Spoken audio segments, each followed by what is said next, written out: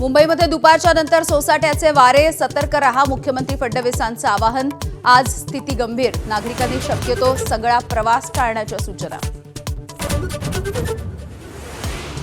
मुंबईला अतिवृष्टीचा इशारा, ताशी 80 ते 90 किलोमीटर वेगानं वारे वाहण्याची शक्यता.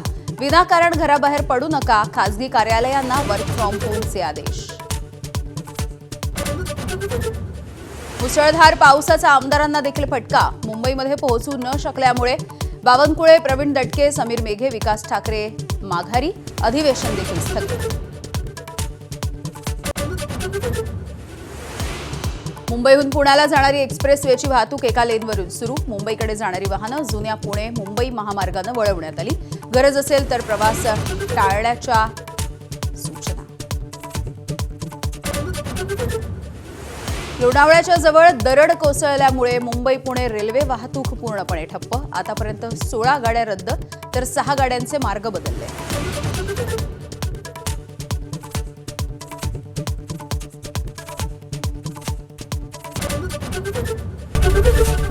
एबीपी माझा, उघडा डोळे बघा नीट.